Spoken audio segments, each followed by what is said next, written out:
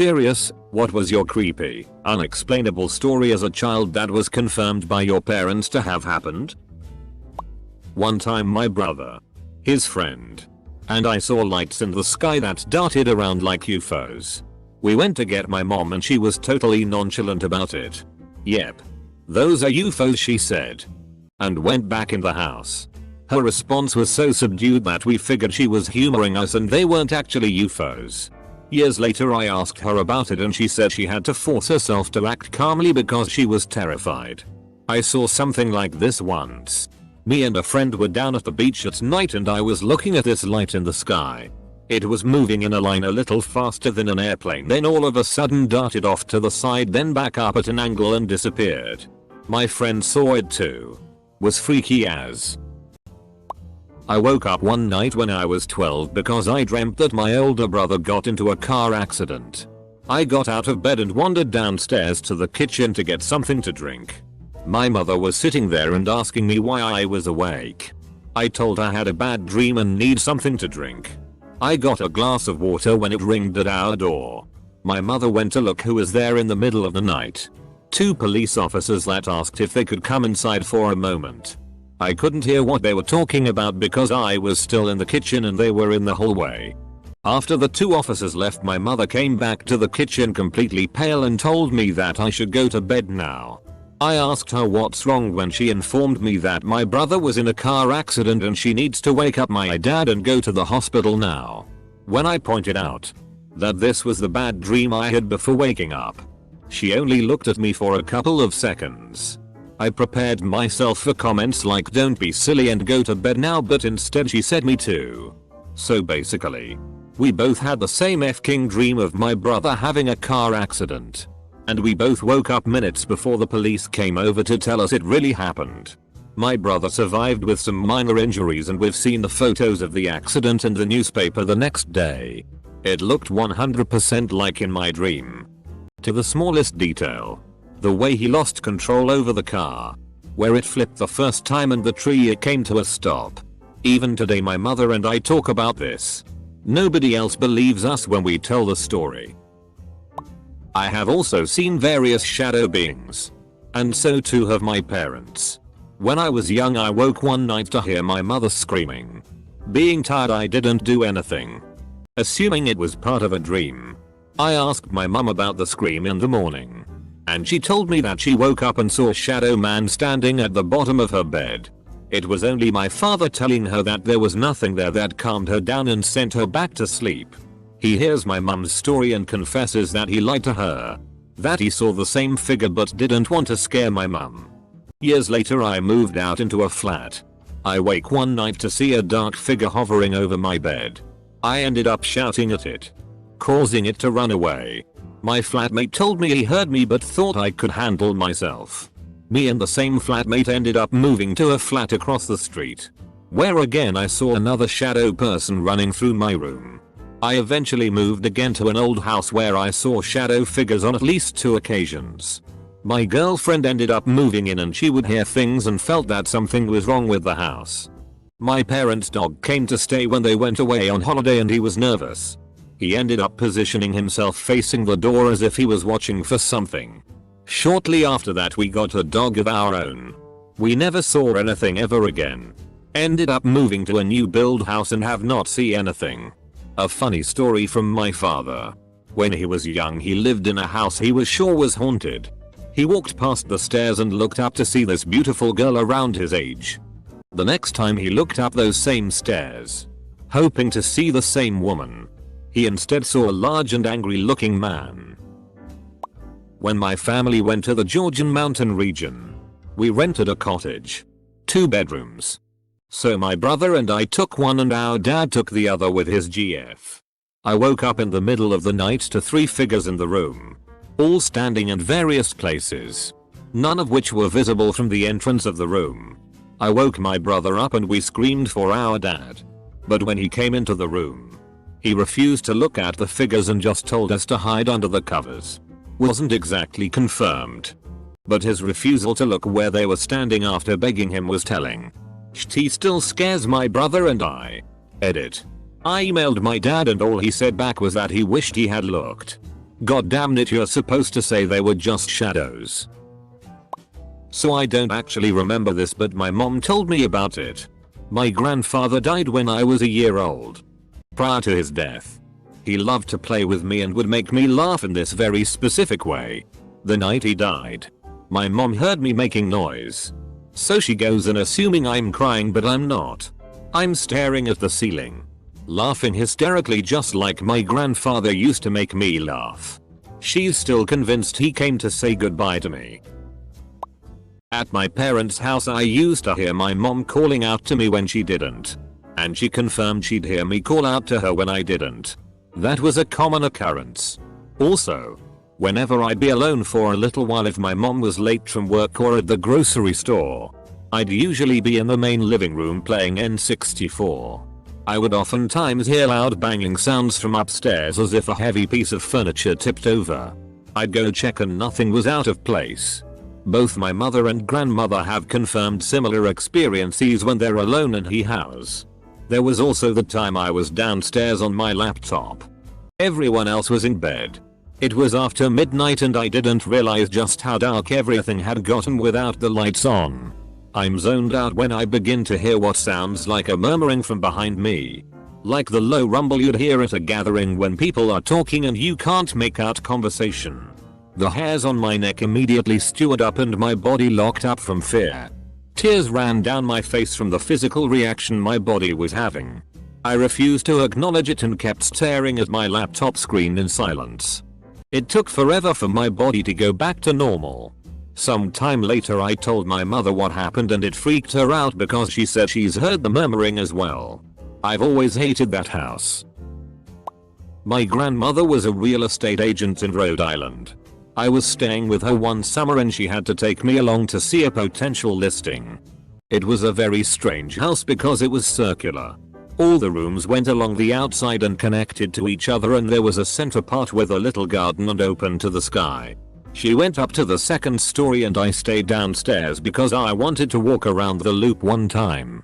The problem started when I had walked a full loop and I didn't see the stairs. I thought I must be confused, so I kept going to the next room and still couldn't find them. I started to panic, so I began running around the house as fast as possible, checking every room for stairs and there wasn't any. Finally, I sat down by the front door and started crying. A little while later my grandmother ran into the entryway room looking just as panicked as I had been and asking where I was hiding and why I was hiding and not answering her calling out to me. I never heard her calling out to me at all. Actually, the house seemed so still and quiet while I was sitting there that I was sure she had forgotten and left me there. We went home and didn't talk about it really. Like 15 years later I brought it up to my mom and asked if she knew anything, or was this a crazy childhood nightmare I'm remembering? She told me she remembered it clearly because my grandmother had called her and was absolutely spooked because she couldn't explain what had happened and she thought she lost me or I had been taken by someone while she was distracted. She had apparently been looking for me for a while. I still don't understand what happened really because the house wasn't even large or confusing to navigate. I still get chills when I think about it. Not necessarily creepy, but when I was around 11 or so, my mom and I were going about 40 miles outside of town for a typical orthodontist appointment. The trip typically took about 35 minutes, give or take a few for traffic. However, this one time I kinda zoned out while being driven and upon arriving we remarked, wow, that was fast. We were earlier for my appointment than usual despite leaving at a consistent time for each appointment. Upon looking at our vehicle's clock and confirming with a watch my mom had on, it had mysteriously taken us only 10 minutes to drive the usual 35-minute distance. We have no recollection of anything happening during those 10 minutes. And it never happened again. But it left us with a very weird feeling. We still wonder what we drove through to this day. About 5 years ago my parents were sitting out on the back porch on a summer night. Out of the corner of her eye my mom saw a person-sized white translucent figure float by a tree. She asked my dad if he saw it too and he said yes. He is a tough guy but he was really freaked out and so was she, so they both went inside. The next morning my mom was walking by the tree where they saw the figure and she noticed a very old looking earring sitting on top of the dirt. She doesn't wear earrings and it wasn't the kind of earring I would wear. It looked like it belonged to an old lady and it was just dropped there. My mom brought it inside and put it in her jewelry box. The next day it was sitting in the middle of the basement floor. From then on I started hearing footsteps and whispering in my room at least once a week until I moved out. I'm a parent of toddlers and kids now. And I have a creepy story from last year. We were driving with my then 3-year-old son in the car. And stopped at a red light next to a cemetery. Out of nowhere, my son looked over at the cemetery and said there are people laying down there. And they can't get up. Double quote. My wife asked my son what he was talking about and he pointed to the cemetery and said all of the people laying down in the park are stuck. Double quote. My wife and I just looked at each other in silence, completely freaked out. At this point in our son's life, there had been no deaths in the family and we had never discussed death with him. I'm still creeped out when I think about it. When I was young, I apparently had a few odd interactions with animals. I would know a person had animals before we went in the house. They tended to come over to me before my parents. Mostly just little things that were probably explainable by me, a fairly observant little kid. The one that sticks out to my parents though, telling it the way they do, is we went to a new car garage to have them work on our car. As we pull up, the owner has a big old black lab laying in the middle of the lobby. The guy informs us the dog is comfortable with people. We can pet him if we want. I shake my head and say he's sado. Dad looks at me, asks why I think that. I reply he lost his ball. He's sad now. Dad said the owner went pale. Stared at me for a minute. And then looked at Dad, said he's had a favorite ball for 10 years that just went down the sewage drain yesterday and I couldn't get it back out. Double quote. Kind of the opposite, but I distinctly remember sitting in the front seat of a van with one of my mother's acquaintances whilst she went to collect something. The guy told me in detail about cutting up, cooking and eating humans. He said palms were a delicacy you could fry up like bacon. Only occurred to me as an adult that he was probably lying. When I was little, probably about 5, my great-grandmother passed away from cancer. We were very close. She watched me nearly every day and would sing to me before my naps. You Are My Sunshine in particular. It was a few days after she died and I can instinctively remember waking up to someone stroking my hair and singing You Are My Sunshine. At first, I thought it was my mom. But it was unlike her to do something like that. I turned and found no one there. I even remember getting up and checking my parents' room to find they were both asleep. Both my parents kind of just nonchalantly dismiss it. But I swear it was her saying goodbye to me. The shoelace. I woke up one morning and the shoelace from one of my sneakers had completely vanished. Just on one shoe. The lace on the other shoe was still there. I do not ever remove the laces of my shoes. The shoes were right beside me by my bed all night. I have always been a ridiculously light sleeper. The slightest sound wakes me up. Nothing woke me that night. Moreover, the door was closed to my room. The floorboards creaked whenever anyone stepped on them. And the room was small. I 100% would have noticed someone coming in. Nothing else was disturbed in the entire house. Nothing had been moved or taken. No signs of forced entry. My mum noticed nothing all night. She also has no sense of humor. There was nobody in the house aside from me and her. And nobody but us had the keys. We didn't have mice. And there were no traces of the missing lace anyway. There is absolutely no way that shoelace could have gone missing. My mum remembers it well. But as soon as I mention it she immediately doesn't want to talk about it because it freaks her out. Either somebody broke into the house and did nothing except take a single shoelace. Or the house was haunted and a ghost took it. Not so much creepy as unexplainable. I have a memory of standing in my grandmother's suburban backyard with my cousin. We were maybe 3-4 years old, watching a line of penguins in a neighboring yard climb up a pool slide and slide down into a pool. One by one. They would swim to the stairs, waddle out of the pool and around the pool back to the slide stairs and wait in line to go down the slide again. I never mentioned the memory and assumed, because it was so implausible, that I dreamt it up or remembered wrong. A couple decades later, I visited my grandmother and this same cousin was also visiting. We were sitting at my grandma's kitchen table which looked out at her backyard. There was a lull in the conversation, and we were all looking out the window.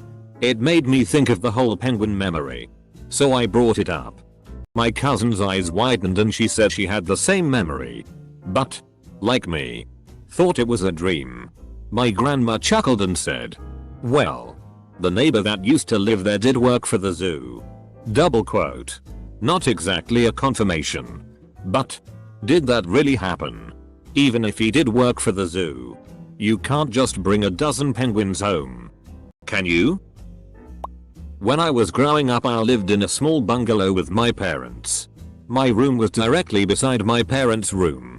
I had a fish tank with a light and used this as a sleep aid. The dim light of the tank and the bubbling sound of the filter put me at ease. One night I woke up and I saw the outline of a man wearing a trench coat and a top hat standing beside my bed looking at me.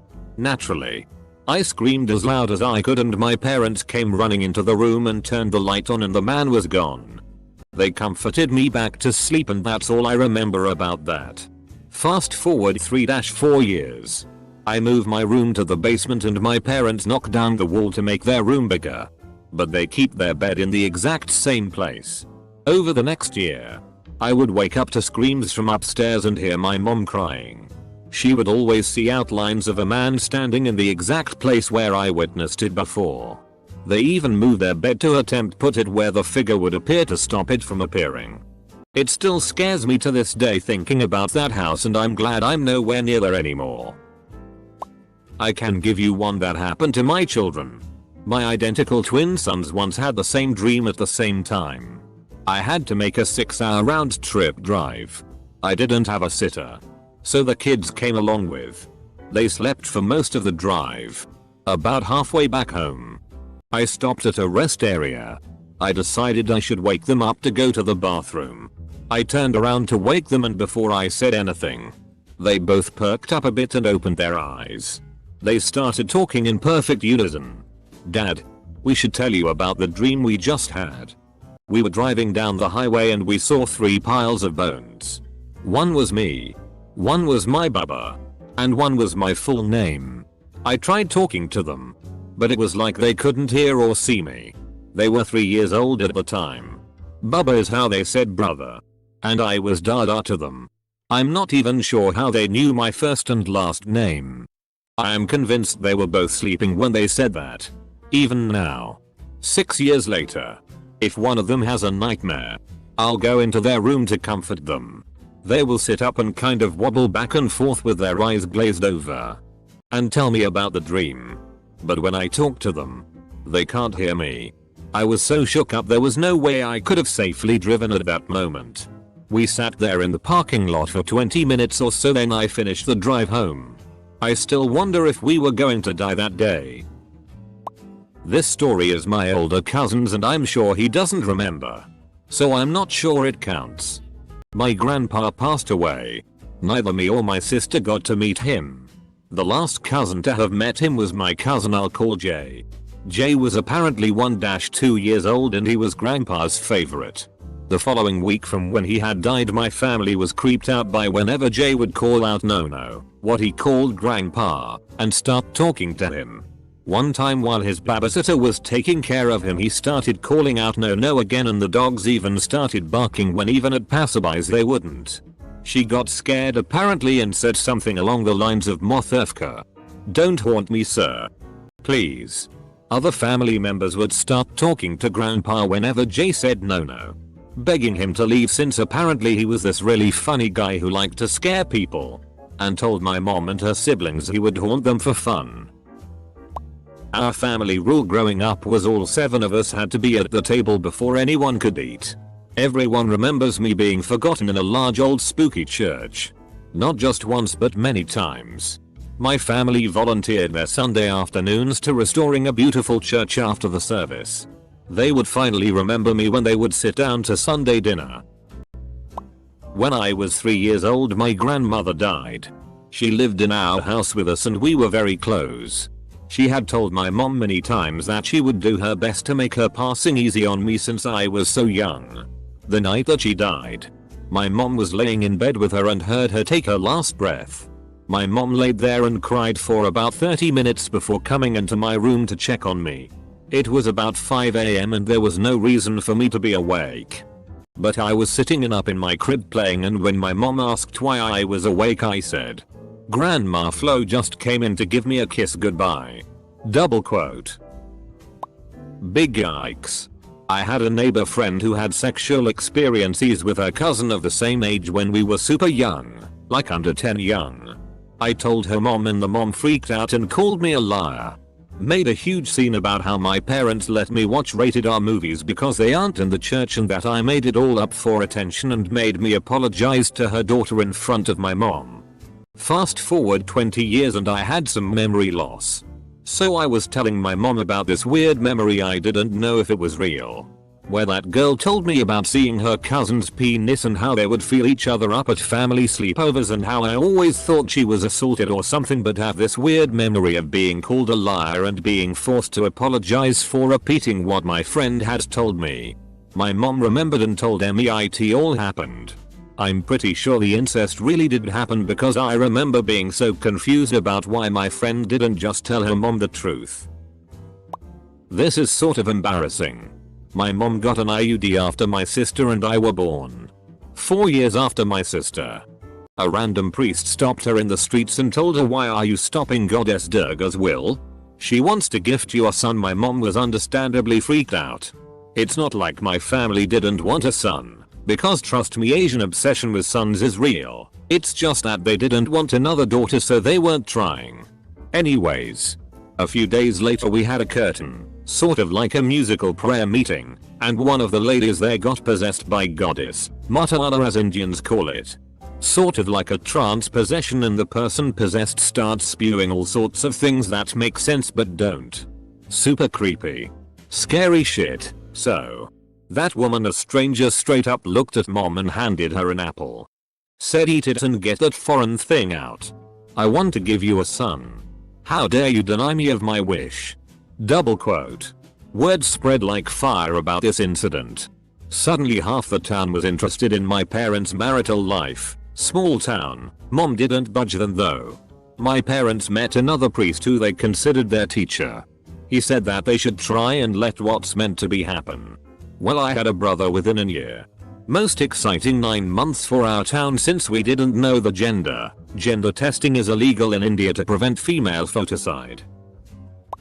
Some of our family friends own a crazy old house in upstate New York that was actually part of the Underground Railroad. The house has a ton of history and secret passageways all throughout it. It's also haunted. Every time someone new comes to the house, wild things happen. My cousin has heard people breathing in his room at night when he visits, and the lady that owns the house constantly has to turn the TV off because the ghost, who they call Morton after one of the previous owners who had died in the house, turns it off. The youngest son tells a story where he was sitting in the kitchen and a large old china cabinet that was up against the wall where a door out to the backyard used to be, smoothly and silently swung forward like a door opening. He said it was just like someone was walking outside. Also, the youngest daughter slept in a room that had a hidden trapdoor underneath the floor for escaped slaves to hide in. Multiple times she has woken up to the rug covering the door flopped to the side like the door had been opened in the night. It's some crazy shit, but they all say that anytime Morton comes to visit, it doesn't feel malevolent or angry. They say it feels like Morton is just living in his house still and they have to share it with him. They've lived there for 20 some odd years and have no plans of moving even in the middle of all this supernatural shit that's going on around them. I was raised solely by my mother. As a 6-year-old child, I frequently had a dream where I was a man. I was riding a motorcycle in full gear along the side tall cliff, or what looked like one to a younger me. I was going too fast and made a sudden turn. As I rounded the bend, a semi pulls out of seemingly nowhere coming towards me in my lane. I make a sharp turn to try and save myself but realize I'd go over the side of the cliff. I overcorrect and end up sliding under the semi while the driver attempts to gain control of his own vehicle. I feel my knee hit the pavement and hit my head on something underneath as I fall off the bike. The wheels approach. I stopped having the dream when I was 10 and stopped thinking about it. But I had told my mom about the dream at least 100 times by that point. When I was 17, my father was finally tracked down by child support agency and we found out he was the man in my dream. He was crippled from the waist down in an accident that went exactly like that. He spent a few years in a coma, which would have been from the time I was 6 till I was 10. He still wanted nothing to do with me after and begged to not be held responsible for child support, and we let him off. I wanted nothing from him at that point. I was however amazed I so clearly had been able to describe the events that happened to him even without having ever met him. My mom and I lived in Wilmington, NC for a few years when I was in middle school. Once in the middle of a bright summer day we were in our well-lit condo when suddenly it went pitch black. It lasted maybe 2-3 seconds, but it was enough for both of us to notice and remember almost 20 years later. It was like someone flipped the switch off and on for the sun really quick. I was in 7th grade when my parents bought their first computer. So not super young. We had a small ranch. So my dad built a corner desk in the basement in one of the finished off rooms since there was no room anywhere else. House was built by my dad in the mid-80s. No one had lived there before us. When my mom would get home from work, we'd hear her set down her keys on the counter and walk across the kitchen floor in her heels. It was a frequent occurrence for my brother or I to be on the computer, happened to each of us quite a bit, and hear sounds of my mom putting her keys on the counter and walking across the kitchen floor. Same as when she gets home from work. In going upstairs to check to see if my mom was home. She wouldn't be home. We would tell my mom when it happened. And it happened enough where we tried to figure it out by checking the time we'd hear it. A few times. She said she'd been thinking about work at that time and happened to look at the clock. We tried to figure it out and have no idea to this day why it would continuously happen. A few times my mom mentioned she'd be on the computer and hear someone upstairs. And no one would be home. My dad didn't allow pets in the house either. So it wasn't just a cat being a jerk.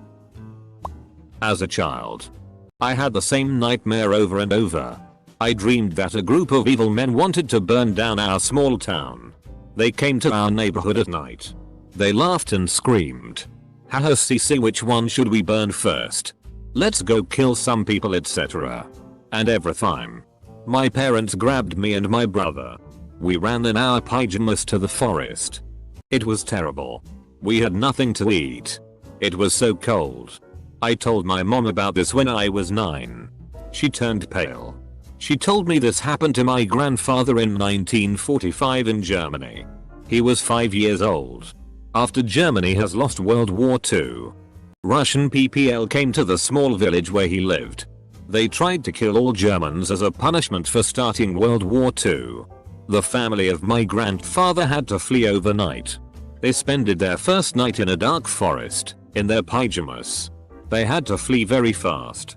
They couldn't take any from their belongings. He and his family surveyed. They joined a group of other survivors. It was very traumatic for my grandfather. They walked 30 miles in their pajamas to their relatives. They had nothing to eat. They almost starved to death.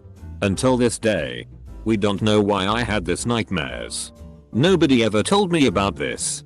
My grandfather doesn't talk about it. The similarity is so creepy. I live in Puerto Rico.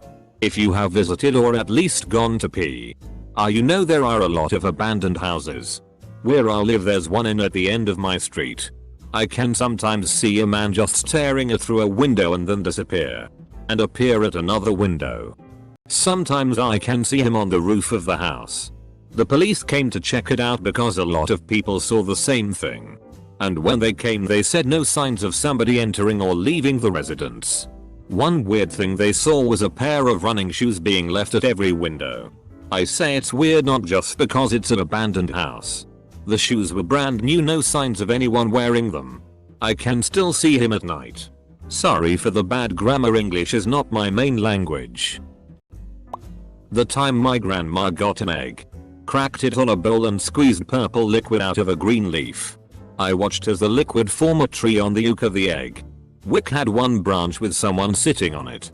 I mentioned this to my mom and she told me sort of spirit was haunting another relative and that it made its home in the tree next to their house. My relatives cut the tree down and burned it, which they learned had been rotting from the inside and someone left animal bones in the hole.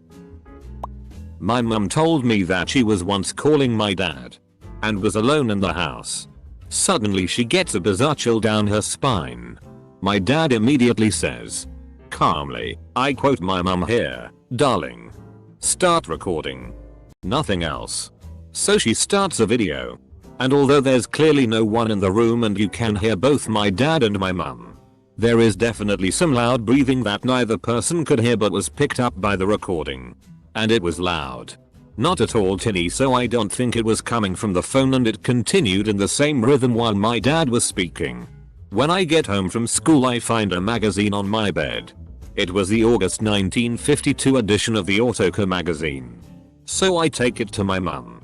And here's the weird part. It was my grandfather's.